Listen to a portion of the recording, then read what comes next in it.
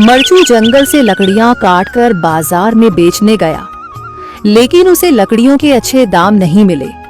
इस पर मरचू ने कहा, अरे भैया, इतने कम पैसे? इन पैसों में तो 2 वक्त का खाना भी नहीं मिलेगा। आप मुझे बहुत ही कम पैसे देते हैं। मैं इतनी मेहनत से लकड़ियां काट कर आता हूँ, लेकिन उनके पैसे मुझे बहुत कम मिलते हैं। भैया, तुम्हारी लकड़ियां होती ही इतनी कमजोर हैं कि मैं इससे ज्यादा पैसे नहीं दे सकता। तुम्हारी लकड़ियों के बस इतने ही पैसे बनते हैं। अरे भैया, कुछ ज्यादा कर दो ना। वो क्या है ना कि इन पैसों का तो कुछ भी नहीं आता। मैं अपनी जिंदगी कैसे गुजारूंगा? भैया, तुम जाकर अच्छी लकड़ियां लाओ, तभी इन लकड़ियों का अच्छा दाम मिल पाएगा, वरना इन लकड़ियों का तो यही दाम है।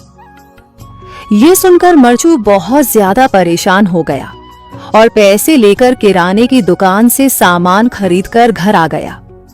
घर पहुंचते ही मरचू की पत्नी सीता ने कहा, अरे जी, सामान ले आए आप? हाँ जी, सामान ले आया हूँ। सीता के चेहरे पर खुशी छा जाती है, लेकिन जब उसने सामान देखा, जी, इसमें तो बहुत थोड़ा सामान है। हाँ सीता, मुझे पता है कि यह सामान बहुत थोड़ा है, लेकिन मैं क्या करूं? मेरे पास जितने पैसे थे, मैं उतने का ही सामान लेकर आ गया हूँ। इस तरह हमारा गुजारा कैसे हो पाएगा जी? आपको तो पता ही है कि हम कितनी मुश्किलों से गुजारा करते हैं। हाँ, मुझे पता है, लेकिन मैं कर भी क्या सकता हूँ? मेरे पास इतने पैसे ही नहीं कि हम एक अच्छी जिंदगी गुजार सकें। इतनी मेहनत कर रहा हूँ, लेकिन फिर भी मेहनत का फल नहीं मिल रहा। इतनी मेहनत से अच्छी लकड़ी काट कर आता हूँ, लेकिन मुनासिब दाम नहीं मिलता। मैं तो बहुत परेशान हूँ। क्या करूँ? कहाँ जाऊँ?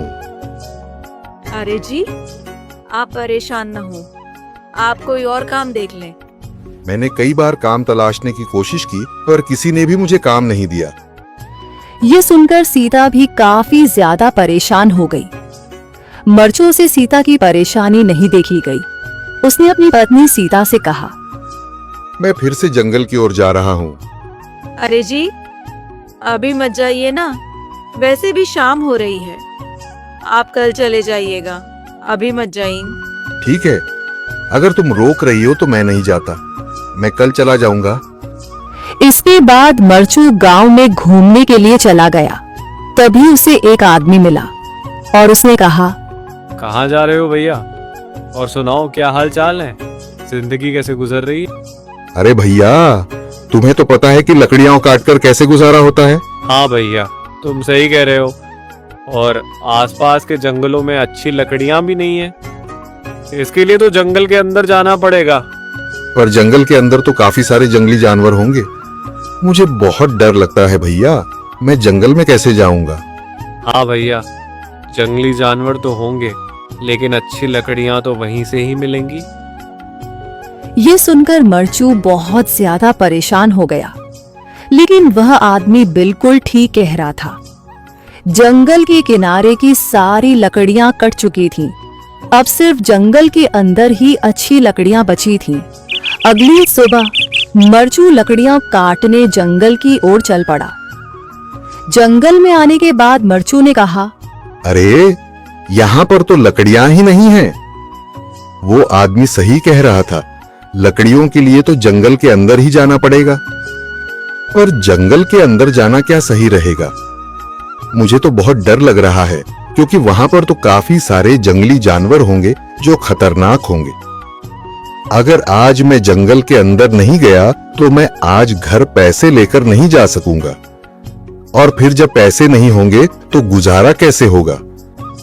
मरचू जंगल के बाहर खड़ा सोचता ही रहा और फिर उसने सोचा, अरे, यहाँ पर भी कोई मजबूत पेड़ दिखाई नहीं दे रहा जिससे मैं लकड़ियां काटकर घर ले जा सकूं।